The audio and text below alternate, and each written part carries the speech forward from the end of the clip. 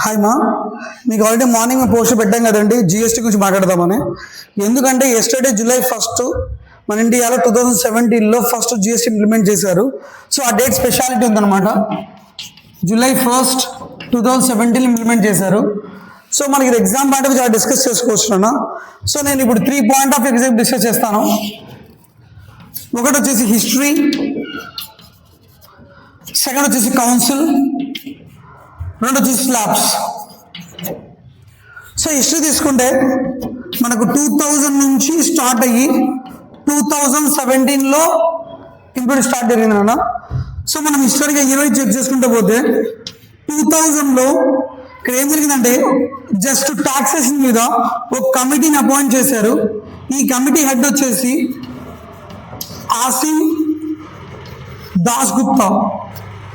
తర్వాత 2003 దాన్ని గుర్తుపెట్టుకోండి, షార్ట్ కట్స్ చాలా ఇంపార్టెంట్. ఇవి ఇక్కడ 3 ఉంది కదా నాన్న, ఆల్ఫాబెటిక్లో దాన్ని సి అంటారు. సో ఇక్కడ ఏంటి సి అంటే కమిటీని అపాయింట్ చేశారు మా, అంటే జిఎస్టీ మీద, ఇది టాక్సేషన్ మీద, ఇది జిఎస్టీ మీద.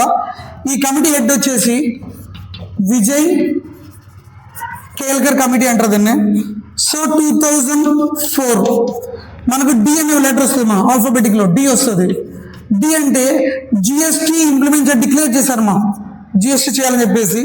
సో 2006 ఇక్కడ 6లో ఎఫ్ వస్తుంది నాన్న, ఆల్ఫాబెటిక్ ఎఫ్ అంటే ఫస్ట్ జిఎస్టీ మీద అఫీషియల్ అప్రూవల్ చెప్పారు. దట్ ఈస్ కాల్డ్ అప్పుడు finance minister Chidambaram. And coming to that 2010 అన్న, 10 అనే లెటర్ తీసుకోండి, మనకి ఏమొస్తుంది, జే వస్తుంది. జే అంటే మీనింగ్ ఏంటంటే 2010లో ఇష్యూ జరిగింది అన్న. ఏంటి ఆ ఇష్యూ అంటే జిఎస్టీని హోల్డ్ చేసేసారు, అంటే ఆపేశారు. ఎందుకు ఆపేశారు అంటే ట్యాక్స్ సిస్టమ్ని కంప్యూటరైజ్ చేశారు. సో ఎలా గుర్తుపెట్టుకోవాలంటే జస్ట్ కంప్యూటరైజ్డ్ టాక్సేషన్ మా. సో 2011లో ఏం జరిగిందంటే మళ్ళీ జిఎస్టీ ఇంప్లిమెంట్ చేయాలి అని 115 గుర్తుపెట్టుకోండి, 11 ఉంది కదా, 115 పెట్టేసుకోండి. కాన్స్టిట్యూషనల్ అమెండ్మెంట్ బిల్ని ఇంట్రొడ్యూస్ చేశారు లోక్సభలో, బట్ అది ఎఫెక్ట్ జరగలేదు. సో మళ్ళీ 2014లో 122nd అమెండ్మెంట్ బిల్ పెట్టారు. ఈ బిల్లు ఫార్వర్డ్ అయింది. సో 2015లో దీన్ని లోక్సభలో పెట్టారు, 2016లో రాజ్యసభలో పెట్టారు. అంటే బోత్ రాజ్యసభ లోక్సభ అప్రూవ్ అయిపోయింది. 2017 మనం అనుకున్నాం కదా July 1 ఇది జరిగింది. ఇది హిస్టరీ మొత్తం, ఇది మనం గుర్తుపెట్టుకోండి. 03 అంటే సి అనేసి ఇలా గుర్తుపెట్టుకోండి. సో కౌన్సిల్ మా, దీనికి 3 ఉన్నాయన్నా. ఒకటి chairman, vice chairman, member. Chairman వచ్చేసి సెంట్రల్ ఫినాన్స్ మినిస్టర్ వస్తాడు. వైస్ చైర్మన్స్ మారుతూ ఉంటారు అన్న, state wise. Year AP to next వేరే స్టేట్ వస్తుంది. మెంబర్ వచ్చేసి central minister of state finance మా, ఇతన్ని అపాయింట్ చేస్తారు. ఇది కౌన్సిల్ అన్న.